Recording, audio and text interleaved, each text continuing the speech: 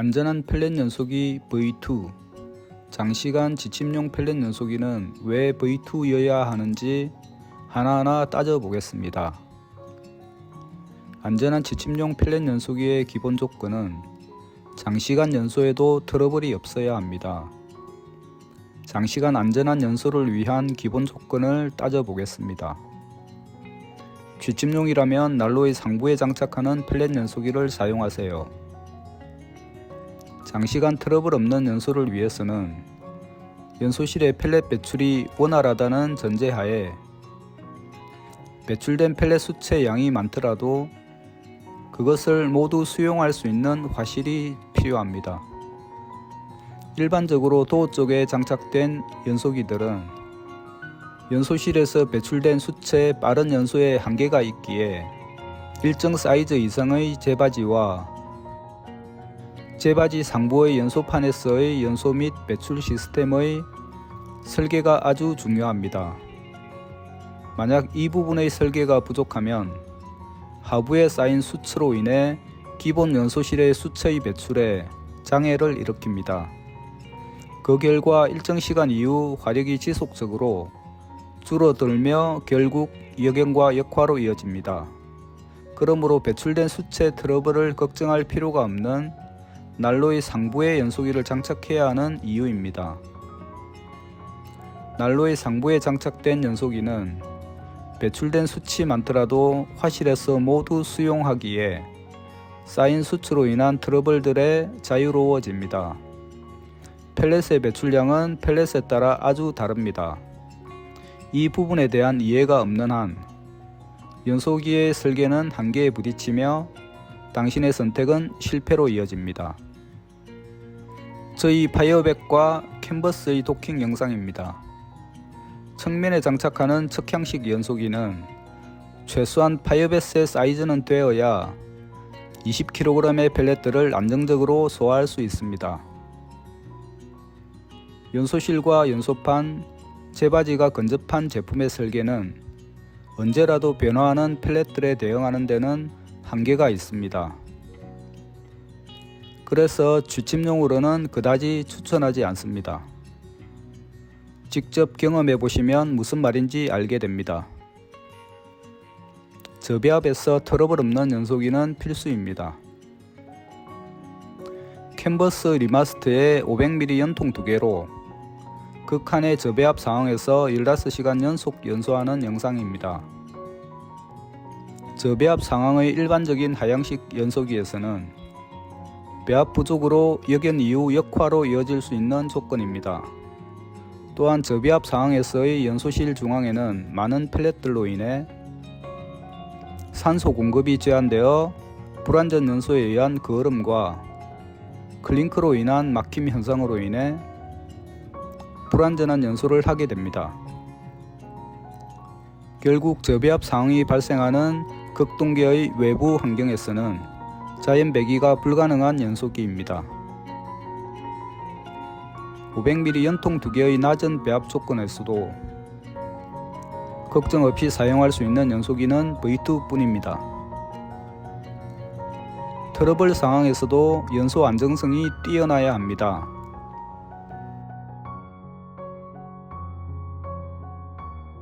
테스트에 사용한 연소실은 임의로 간격을 많이 줄여 만든 테스트용 연소실입니다.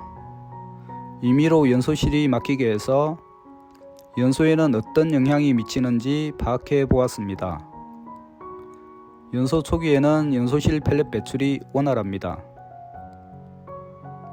테스트에 사용한 펠렛은 러시아산입니다. 자체 고안한 클링크 저감제의 효과 돋보기 위해 일정량 사용하였습니다. 착화 후 2시간 경과 시점입니다. 연소봉의 간격을 정상보다 2mm씩 극단적으로 줄였는데도 클링크 저감제의 효과로 아직 연소는 정상입니다. 펠렛 길이가 긴 러시아산은 정상 연소실에서도 이 시간이면 연소실이 일부 막힐 시간입니다. V2 연소기에서의 클링크 저감제의 효과는 정말 뛰어납니다. 극한의 연소기에서도 그 기능을 발휘하네요. 3시간 경과 시간입니다. 아직 별다른 이상이 없습니다. 불량 펠렛 불량 연소실도 정상으로 만들어버리는 마법 같은 녀석입니다. 5시간 경과 시간입니다.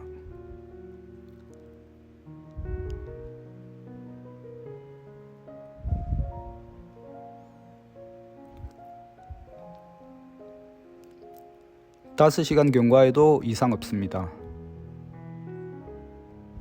6시간 경과 시간입니다.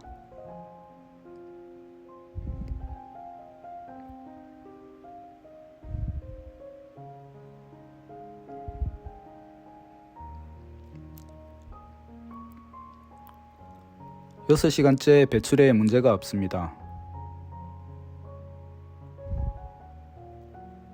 7시간 경과 시점입니다.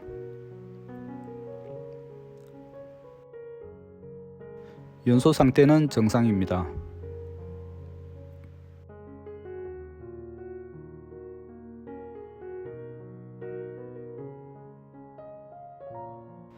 펠렛 배출도 정상입니다.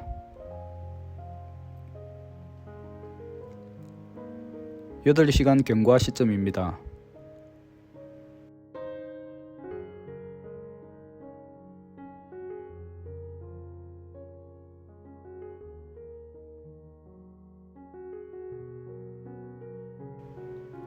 연소실 배출부가 이상합니다. 제일 바닥 쪽 주 배출 구간이 어두운 걸 보니 일부 연소실이 막혀가고 있습니다. 불빨도 현저히 줄어드는 게 느껴집니다.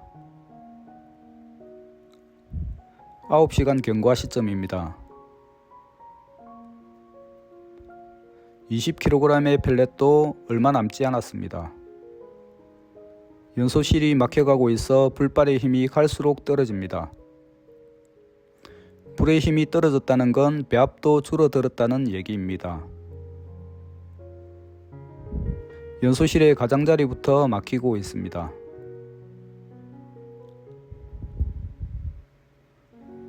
(10시간) 경과 시점입니다.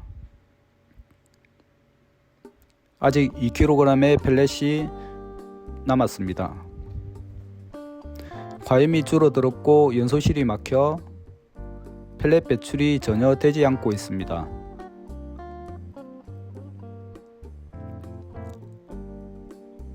배출이 안 된 지 꽤 지났네요. 연소실 펠렛 배출 구간이 막혔지만 역연 현상은 아예 없습니다. 배압이 떨어져도 연소실 내의 흡입력은 떨어지지 않았습니다. 11시간 경과 시점입니다. 화염이 상당히 줄었지만 일정 수준을 계속 유지합니다. 배압이 이렇게 떨어져도 연소 마지막 구간에서의 역연 현상도 없습니다. 여러 연소기에서는 감히 흉내도 못 내는 능력입니다. 일반적인 하향식 연소기라면 벌써 연기로 실내에 가득 찼을 겁니다.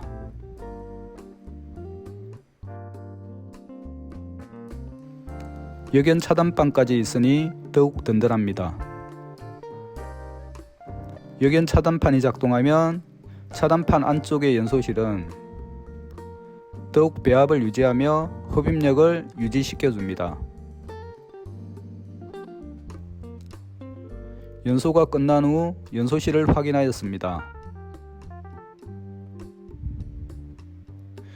연소기가 이렇게나 막혔어도 막히지 않은 연소실 상부 구간으로 공기 흐름이 이어져 연소실 내 흡입력을 유지하여 역연과 역화가 일어나지 않습니다. 연소봉의 간격이 보이시나요? 표준 간격보다 2mm나 줄인 연소실입니다. 클링크 저감제의 효과로 연소봉의 클링크의 흡착이 덜합니다. 클링크 저감제의 효과는 실로 경이롭네요. 기존 지침용 연소기들의 문제점들을 심도 있게 검토하여 단점을 보완하고 안전한 기능들을 추가하여 탄생된 발명 특허까지 받은 V2 연소기입니다. V1 연소기부터 보완을 거듭하여 현재의 결과물이 되기까지 개선에 개선을 더한 결과물이 V2 MX입니다. 일반적인 연소기들과는 연소 방식 자체가 다른 고유한 기능의 연소기는 단연 V2입니다. 왜 장시간 지침용으로는 V2여야 하는지 이번 실험으로 완벽히 증명해냈습니다. 낮은 연통, 낮은 배압에 고화력 연소가 가능한 V2, V2MX. 현재 그 가치를 이해하시는 많은 분들과 함께하고 있습니다.